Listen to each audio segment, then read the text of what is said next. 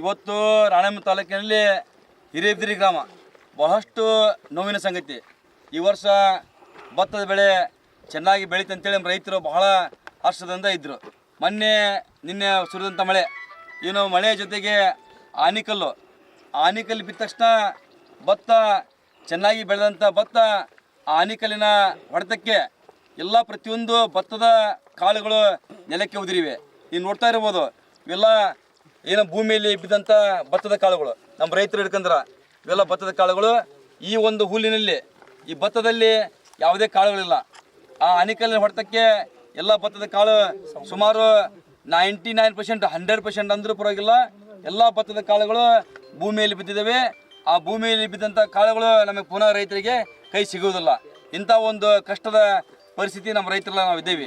ಇವಾಗ ನಾವೇನೋ ಉಳಿದ ಭತ್ತಗಳನ್ನು ನಾಟಿ ಮಾಡ್ಬೇಕಂತ ವಿಚಾರ ಬಂದರೆ, ಉಳಿದ ಭತ್ತ ನಾಟಿ ಮಾಡಲಿಕ್ಕೆ ಪ್ರತಿ ಒಂದು ಎಕರೆಗೆ 3,000 ರೂಪಾಯಿ ಹಣವನ್ನು ನಾವು ಭತ್ತ ಕೊಯ್ಲಿಕ್ಕೆ ಕೊಡಬೇಕಾಗುತ್ತದೆ. ಪ್ರತಿ ಎಕರೆಗೆ 3,000 ರೂಪಾಯಿ.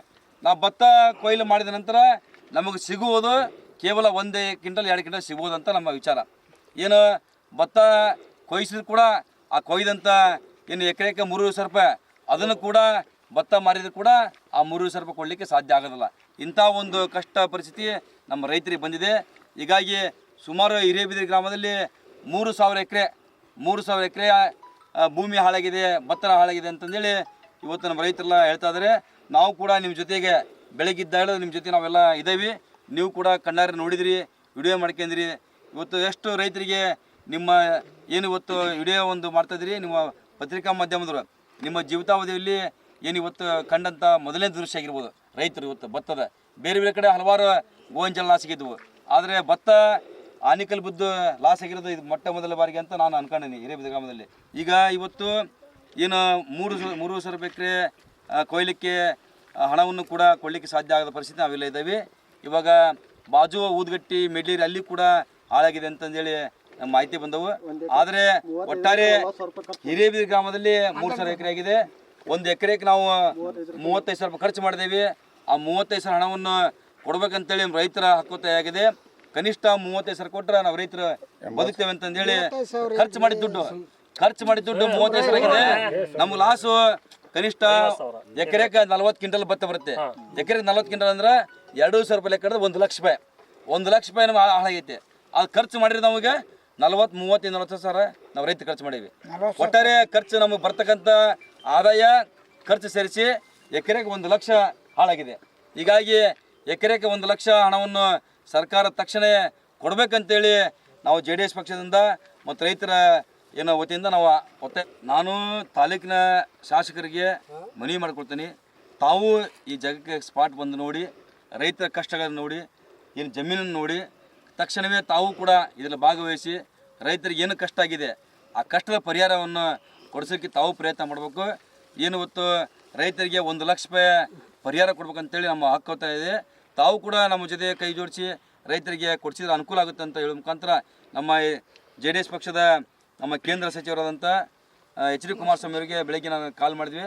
ಅವರು ಸಾಯಂಕಾಲ ಕಾಲ್ ಮಾಡ್ತು ಅಂತ ಹೇಳಿದ್ರೆ ಖಂಡಿತವಾಗಲೂ ಅವ್ರ ಗಮನಕ್ಕೆ ತಂದು ಏನು ಸರ್ಕಾರದ ಮೇಲೆ ಒತ್ತಡ ಹಾಕೋಂಥ ಕೆಲಸವನ್ನು ಅವ್ರ ಕಡೆಯಿಂದ ಕೂಡ ನಾನು ಮಾಡಿಸ್ತೇನೆ ಅಂತಂದು ಹೇಳ್ತಾ ಇದ್ದೀನಿ. ಅಕಸ್ಮಾತ್ ತಮ್ಮ ಒಂದು ಮನವಿಗೆ, ತಮ್ಮ ಒಂದು ರೈತರ ಮತ್ತು ತಮ್ಮ ಒಂದು ಮನವಿಗೆ ಆಡಳಿತ ಸರ್ಕಾರ ಪುರಸ್ಕರಿಸದೇ ಇದ್ದರೆ ತಮ್ಮ ಮುಂದಿನ ಹೋರಾಟದ ಹೆಜ್ಜೆ ಏನು ಅಂತ?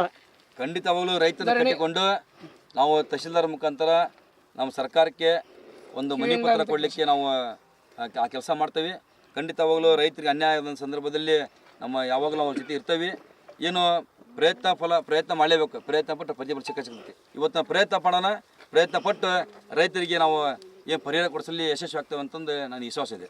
ಸರಿ, ನೋಡ್ರಿ, ನಾನು ಒಬ್ಬ ಪಕ್ಕಾ ರೈತ. ಇಲ್ಲೇನು ರೈತ, ನಾವು ರೈತ. ಅದರಲ್ಲಿ ನಾನು ಈಗ ರೈತರ ಕಷ್ಟ ಏನನ್ನೋದು ನಮಗೆ ಸಾಕಷ್ಟು ಅರಿವಿದೆ. ಈಗ ನಾವು ಆಶ್ವಾಸನೆ ಕೊಟ್ಟು ನಾವೆಲ್ಲ ರೈತರಿಗೆ ಆಶ್ವಾಸನೆ ಕೊಟ್ಟು ಅವರು ಆಶ್ವಾಸನೆ ತರ್ಕಷ್ಟು ದೇವರ ಶಕ್ತಿ ಕೊಟ್ಟಾನ. ಪುನಃ ಪದೇ ಇದೇ ರೀತಿ ಆಗೋದ್ರಿಂದ ನಾವೆಷ್ಟು ಆಶ್ವಾಸನೆ ಕೊಟ್ಟರು ಅವ್ರಿಗೆ ತರ್ಕನ ಶಕ್ತಿ ಇಲ್ಲ ಈ ಸಾರಿ. ಯಾಕಂದ್ರೆ ಪದೇ ಈಗ ನಾವು ಹೆಚ್ಚಿಗೆ ಬೆಳೆದಂಥ ಸಂದರ್ಭ, ಈ ಕಳೆದ 6 ತಿಂಗಳ ಕಡೆ ಗೋವಿನ ಮೆಕ್ಕೆಜೋಳ ಬೆಳೆದ್ವಿ. ಏನಾಯ್ತು, ನಮಗೆ ಬೆಲೆ ಸಿಗಲಿಲ್ಲ. ಇವತ್ತು ನಾವು ಬೆಳೆ ಬೆಳೆದಿದ್ದೇವೆ, ಭತ್ತದ ಬೆಳೆ ಚೆನ್ನಾಗಿ ಬೆಳೆದೇವೆ. ಇವತ್ತು ಈ ರೀತಿ ಲಾಸ್ ಆಗಿದೆ. ಪದೇ ರೈತನಿಗೆ ಹೊರೆ ಮೇಲೆ ಹೊರೆ ಬಿತ್ತಪ್ಪ ಅಂದ್ರೆ ಯಾವ ರೈತನಿಗೆ ತರ್ಕನ ಶಕ್ತಿ ಸಿಗಲ್ಲ. ಹೀಗಾಗಿ ಆ ದೇವರು ಆ ಶಕ್ತಿ ಕೊಡುವಷ್ಟು ಆ ದೇವರು ಅವ್ರಿಗೆ ಆಶೀರ್ವಾದ ಮಾಡಲಿ ಅಂತ ಅಷ್ಟು ನಾನು ದೇವ್ರತೆ ಬೇಡ್ಕೊಳ್ತೇನೆ.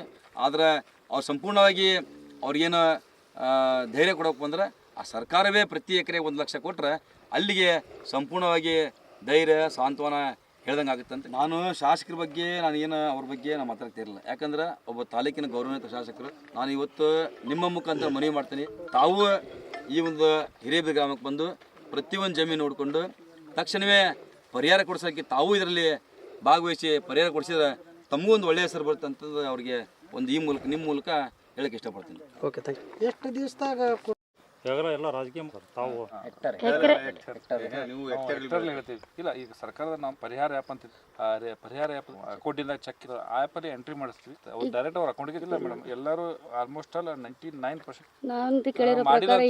ಎಫ್ ಐ ಡಿ ಮಾಡ್ಕೊಡ್ಲಿಲ್ಲ ಅಂದ್ರೆ ಎಫ್ ಐ ಡಿ ಮಾಡ್ಕೋಬೇಕು ಅವ್ರ ಕೆಲಸ. ಅದು ಇವಾಗ ನಾನು ಎಫ್ ಐ ಡಿ ಮಾಡಿ ಎಲ್ಲ ಸರ್ಕಾರ ಪ್ರತಿಯೊಂದು ಕೂಡ ಎಫ್ ಐ ಡಿ ಮಾಡ್ಕೊಂಡು ಅವರು ಎಫ್ ಐ ಡಿ ಮಾಡಿಸಿ ಮಾಡ್ತೀವಿ. ಮಾಡ್ತೀರಾ? ಎಫ್ ಐ ಡಿ ಮಾಡಿಸ್ಕೋಬೇಕು. ಅದೇ 5 ನಿಮಿಷ ಕೆಲಸ ಇರುತ್ತೆ.